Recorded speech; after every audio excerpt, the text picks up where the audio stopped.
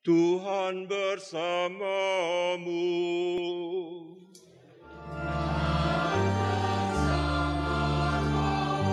Inilah Injil suci Yesus Kristus menurut Santo Lukas.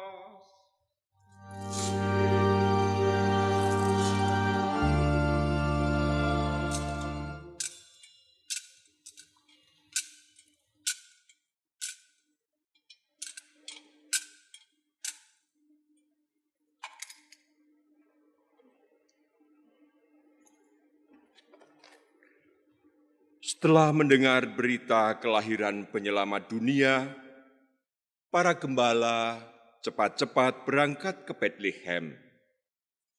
Mereka menjumpai Maria dan Yusuf serta bayi yang sedang berbaring di dalam palungan.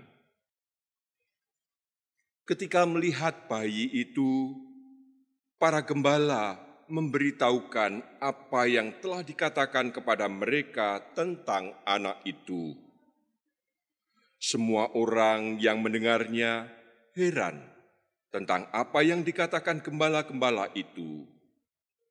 Tetapi Maria menyimpan segala hal itu di dalam hati dan merenungkannya. Kemudian kembalilah gembala-gembala itu sambil memuji dan memuliakan Allah, karena segala sesuatu yang mereka dengar dan mereka lihat, semuanya sesuai dengan apa yang telah dikatakan kepada mereka.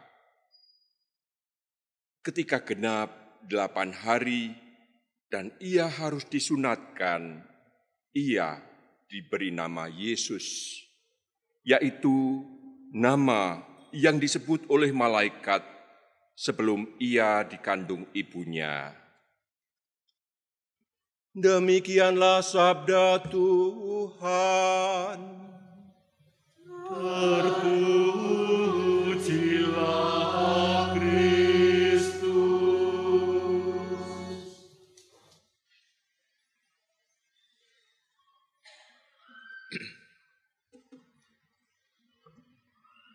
Sungguh kita diajak oleh gereja mengalami dua hal yang sangat akrab dengan kita. Pada satu sisi, pengalaman yang sangat manusiawi, sebagaimana digambarkan, diceritakan oleh Injil Lukas di dalam peristiwa yang dialami oleh para gembala, orang-orang yang sangat sederhana. Dan pengalaman yang manusiawi ini justru ditempatkan kemudian pada hari raya Santa Maria Bunda Allah. Bunda, Ibu. Sebagaimana juga kita semua, saya, Anda sekalian, terlahir dari rahim ibu. Dan juga kanak-kanak Yesus. Ini merupakan pengalaman yang sangat manusiawi, tetapi sekaligus kemudian Bunda Maria ini disebut sebagai Bunda Allah. Yang manusiawi kemudian dipertemukan, disatukan dengan yang ilahi.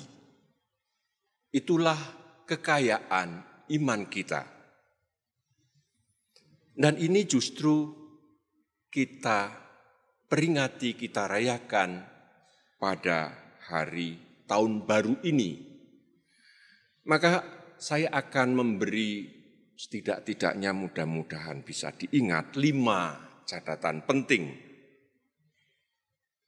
Tahun baru 1 Januari 2023 ini pada satu sisi juga merupakan sebuah peristiwa. Peristiwa itu objektif, terjadi begitu saja.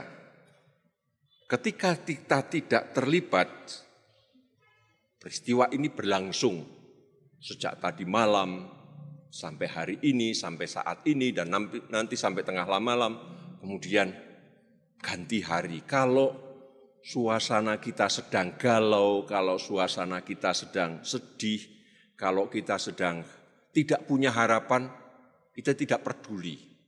Lalu tahun baru itu lewat begitu saja sebagai peristiwa. Tetapi ketika kita terlibat, kita berpartisipasi, tahun baru ini lalu menjadi pengalaman kita karena kita terlibat di dalamnya. Ada orang-orang yang memilih merayakan tahun baru di gunung. Menempuh perjalanan dulu ke gunung, ada yang pergi ke laut. Dulu ada yang kemudian juga sampai menyelam, tetapi karena sekarang situasi laut sedang ombak besar, maka saya kira tidak banyak yang mengambil risiko itu. Atau ada yang kemudian hanya tinggal di rumah di tengah keluarga. Ada yang tadi malam ikut kumpul di sekitar titik nol atau di Tugu. Jadi lalu peristiwa itu menjadi pengalaman karena kita terlibat di dalamnya. Dan dari pengalaman itu yang kita rayakan, lalu kita mengambil makna, kita mengambil kekuatan, kita membangun semangat dan harapan. Seperti kalau ulang tahun itu lalu make a wish sebelum tiup lilin. Mengungkapkan pengharapan. Lalu tahun baru menjadi bermakna karena kita berpartisipasi dan menjadi pengalaman kita untuk mengawali babak yang baru. Itu satu hal tersendiri. Dan menjelang tahun baru ini kemarin ada berita Paus Benediktus ke-16 yang sudah pensiun, sudah mengundurkan diri 10 tahun yang lalu, tahun 2013, meninggal dunia pada usia 95 tahun. Mungkin sudah menjadi kakek buyut gitu ya. Ada yang punya kakek sampai 95 tahun masih hidup? Enggak ada. Tetapi Paus yang sudah pensiun ini, yang sudah mengundurkan diri dari tugas-tugasnya, toh masih dikenang. Maka banyak berita berseliweran dan saya sendiri juga menerima ungkapan duka cita dari banyak pihak. Seorang yang sudah 95 tahun, sudah pensiun, tetapi toh masih menjadi tokoh yang dikenangkan dan dihormati. Itu peristiwa hal yang kedua. Yang ketiga, setiap tahun baru, tanggal 1 Januari, Paus akan memberi berkat kepada warga kota Roma dan kepada dunia, disebut Urbi et Orbi. Urbi, kaum urban, berkat untuk warga kota yang mengawali tahun baru. Berkat untuk warga dunia global yang menambahkan sesuatu yang baru dari tahun ini. Saya tidak tahu apakah nanti kita bisa menyaksikan tengah hari dari jendelanya di Basilika Santo Petrus, Santo Bapa memberikan juga pesannya kepada warga kota Roma, kepada kaum-kaum yang datang ke kota urban, dan juga kepada warga dunia, pesan perdamaian bagi semua orang di kota Roma, tetapi juga bagi orang di seluruh dunia, bagi kita yang ada di sini. Inilah satu praktek yang Justru tadi kita juga mendengarnya sudah sejak zaman Nabi Musa. Artinya 2000 tahun sebelum Masehi. Nabi Musa kira-kira hidup pada masa itu, dan sekarang 2000 tahun sesudah Masehi, artinya selang waktu 4000 tahun itu, praktek pemimpin memberikan berkat kepada umatnya tetap dilangsungkan oleh gereja. Disinilah lalu kita menimba hal yang ketiga. Dan hal keempat yang bisa kita timba, ada sebuah cara bertindak kepemimpinan. Anak-anak SMP, anak-anak SMA atau mahasiswa biasanya lalu diperkenalkan istilah latihan leadership. Latihan kepemimpinan. Dan praktek kepemimpinan ini sudah dilangsungkan oleh gereja sejak awal Masehi, bahkan kemudian diperlihatkan juga prakteknya 2000 tahun sebelum Masehi. Kepemimpinan bukan ditempatkan sebagai orang yang berkuasa, tetapi kepemimpinan ditempatkan sebagai orang yang melayani. Pihak bukan pihak yang berkuasa, tetapi pihak yang melayani. Dan ini menjadi satu pesan bukan hanya kita saja, bukan hanya gereja saja, tetapi juga pesan bagi dunia. Nanti kalau waktu-waktu kampanye kita akan mendengar para calon pemimpin yang menjanjikan, yang bersuara, apakah mereka menawarkan sebuah pelayanan atau mereka mau memperlihatkan usaha untuk mencari kekuasaan. Gereja sudah mengajarkan kepada kita.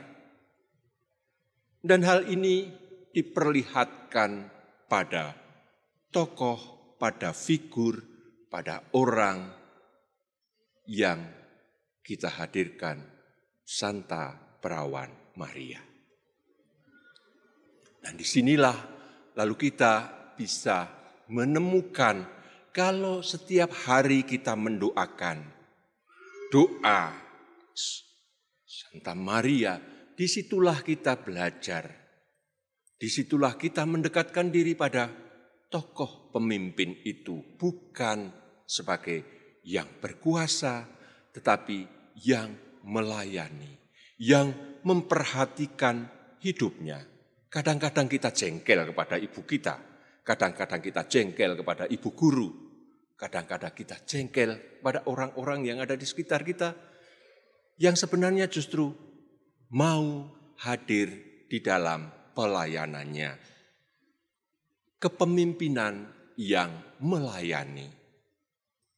Dan dengan demikian kita mendapatkan beberapa hal yang benar. Pengalaman sebagai sebuah kebenaran.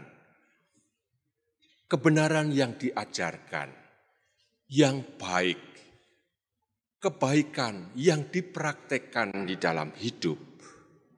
Yang kemudian dirasakan oleh banyak orang. Yang indah. Dihadirkan dengan nyanyian, dihadirkan dengan upacara ini, dan dengan yang baik, yang benar, yang indah itu, kita diajak untuk mendekatkan diri kepada yang suci, Allah sendiri, yang hadir di dalam diri kanak-kanak Yesus, yang hadir di dalam diri Bunda Maria, yang hadir di dalam diri Santo Yosef. Dan itulah mengapa hari ini kita merayakan Santa Maria, Bunda Allah. Dan kalau kita diminta untuk memimpin berdoa lalu, saya tidak bisa berdoa. Toh kita setiap kali kita mendoakan doa Salam Maria. Disitulah pengalaman manusiawi dipersatukan didekatkan dengan pengalaman Allah yang hadir pada kita. Kita bersyukur untuk semua anugerah ini. Kemuliaan kepada Bapa dan Putra dan Roh Kudus, seperti pada permulaan, sekarang, selalu, dan sepanjang segala. Dalam nama Bapa dan Putra dan Roh Kudus.